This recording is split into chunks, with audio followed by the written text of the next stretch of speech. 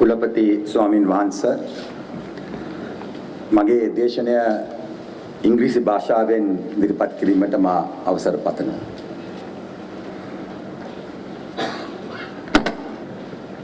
Venerable Chancellor, members of the Mahasangha, Vice Chancellor, Deans of Faculties, members of the academic staff, ladies and gentlemen, and dear graduates.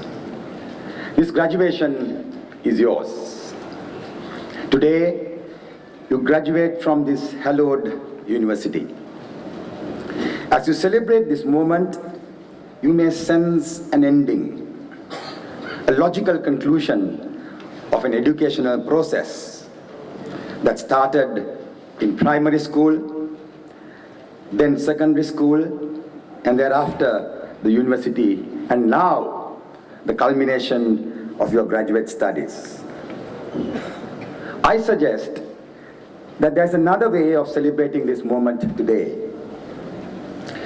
This convocation, this graduation marks the end of a beginning of an educational and learning process that ought to make you whole and well. It is this process that I will attempt to describe to you in my address today. The process of being educated. The etymological Latin root of the word education, the root meaning of the word education, is to lead or draw forth. Indeed, the process of education must draw forth the mind's innate potential for understanding. This urge to learn, to know, and to comprehend that which is in and around us is a basic human trait that is intrinsic to our minds, as hunger and thirst are to our bodies.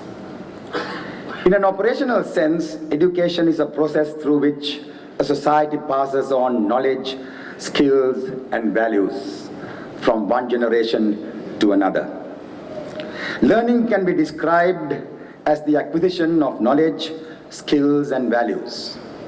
Education, on the other hand, is what one gets from external sources, while learning is what one does within oneself to know and to respond. Education is the process of imparting knowledge, skills, and values.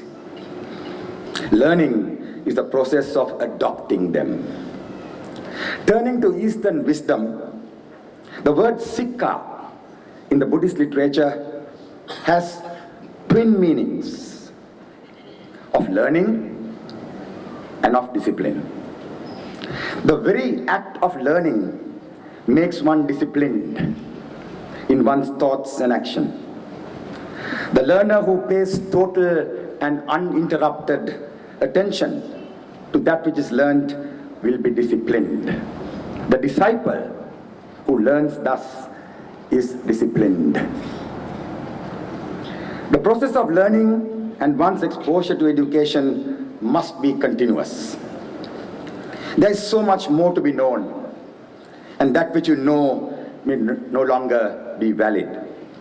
This is why you need to treat this convocation as the end of a beginning rather than as an end in itself. May I wholeheartedly congratulate you, ladies and gentlemen, as you continue your journey of learning, of being educated, a journey whose process is far more important than its outcome. H.G. Wells famously said that civilization is a journey between education and catastrophe.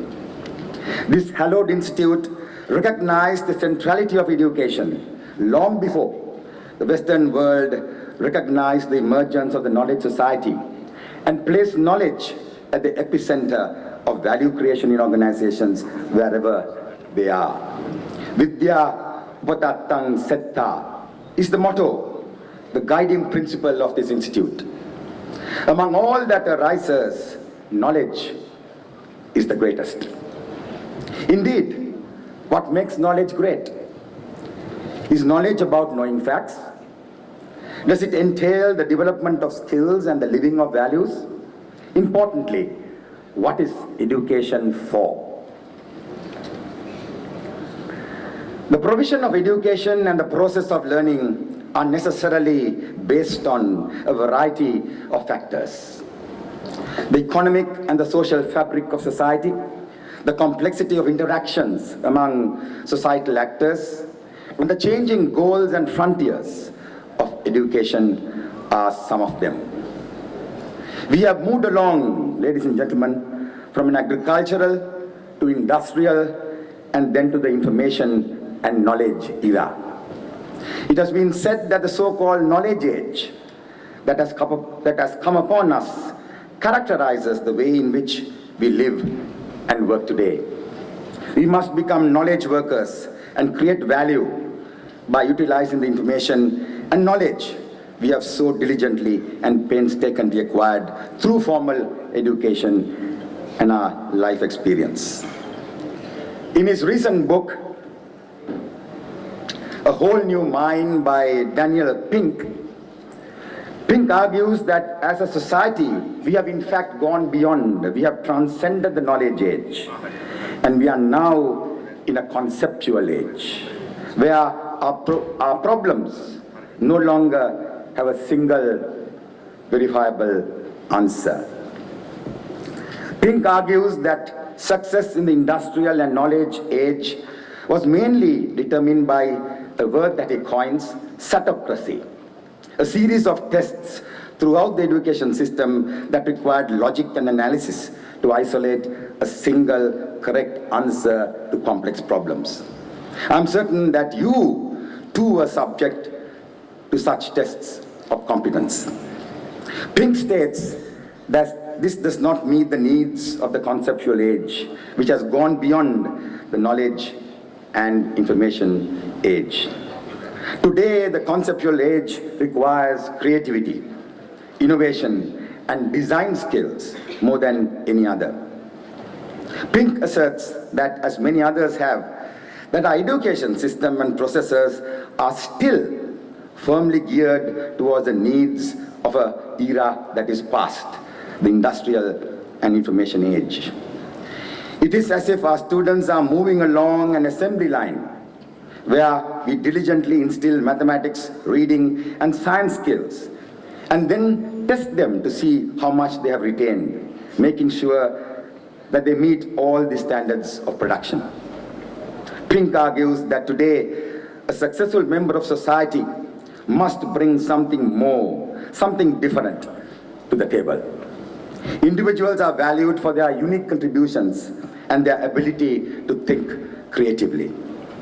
Take initiative and incorporate a global perspective into their decisions. Dear graduates, this is the challenge before you. A challenge I'm afraid you are not prepared to meet, but a challenge you must meet. The emergence of the conceptual age, also called the age of imagination, reframes and redefines the educational and learning processes you must be engaged with in your quest for continuous awakening, the continuous development of yourselves, after all is said and done at this convocation. You must learn to recognize the increasing complexity that surrounds you. Complexity that is compounded by globalization and information technology. You must realize that your notions, major discipline, a school of thought, such as science, mathematics, or management.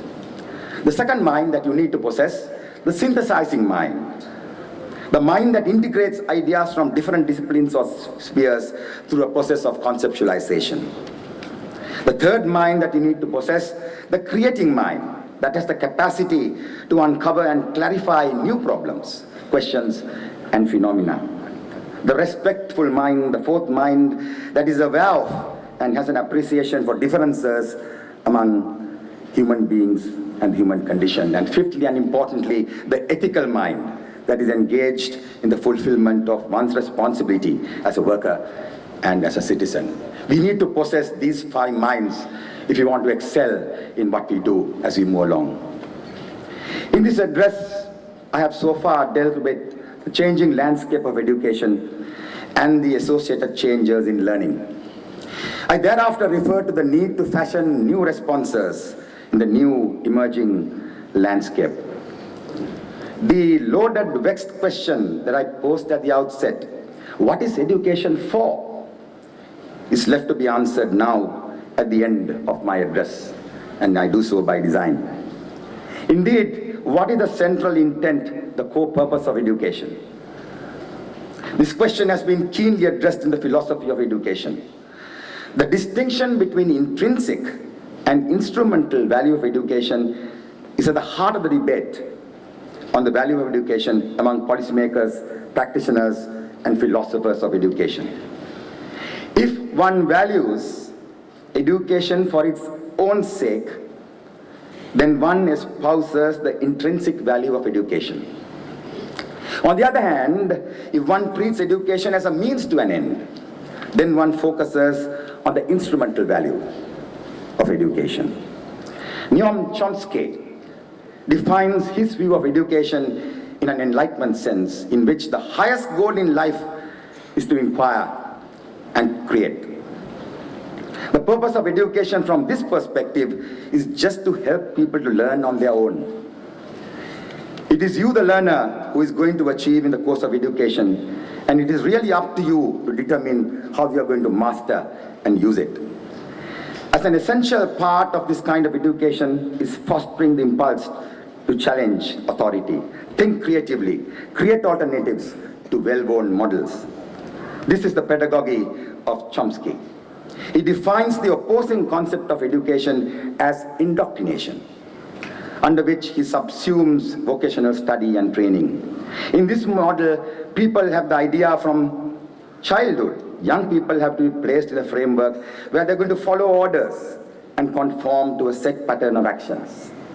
For Chomsky, this model of education imposes a debt which traps students into a life of conformity. That is the exact opposite of the Enlightenment view that Chomsky advocates. The question is, ladies and gentlemen, do you train for passing tests or do you train for creative inquiry? To put it bluntly and perhaps differently, is education for life or for work? John Dewey believes that education process has 2 sides, one psychological and the other sociological, and that neither can be subordinate to the other, nor neglected without inevitable negative consequences. Dewey believes that the psychological, which has intrinsic value, and the social, which has instrumental value, are related, and that education should be regarded as the 2 coming together. It must be controlled at every point by reference to these same considerations. And they must be translated in terms of social equivalence. Hence, the intrinsic value of education, to have a mind that is capable of inquiry and understanding, should have its social implications. Indeed, such a mind has the capacity to create for social entities. Treating the value of education purely in terms of social outputs that have utility and currency is as short-sighted as treating education purely as a self-serving psychological endeavor. Let me conclude my address on an Eastern and religio-philosophical note, if I may. I believe that doing so at this convocation of this institute, steeped in the Buddhist tradition, is not out of place. The question is, what is education about? For the Eastern mystic and thinker, all things and events perceived by the senses are interrelated, connected, and are but different aspects of the same ultimate reality. The dominant Cartesian Western view, on the other hand, is to divide the perceived world into individual and separate things, and to experience ourselves as isolated egos in this world. This view is seen as an illusion by the Eastern mystic and the thinker. It is an illusion which comes from our measuring and categorizing mentality. It is called avidya, or ignorance, and is seen as a state of a disturbed mind which has to be overcome. And here's an interesting quote. When the mind is disturbed, the multiplicity of things is produced. But when the mind is quieted, the multiplicity of things disappear. The fundamental point is that the mind on its own proliferates objects and their contexts, and then attempt to understand and deal with them. The papancha process of creating concepts of mental objects and then dealing with them. The division of nature into distinct and separate objects is illusory. Such objects, in fact, have a fluid and ever-changing character. The Eastern view is therefore intrinsically dynamic and contains time and change as essential features. The cosmos is seen as one inseparable reality, forever in motion, alive, organic, spiritual, and material, all at the same time.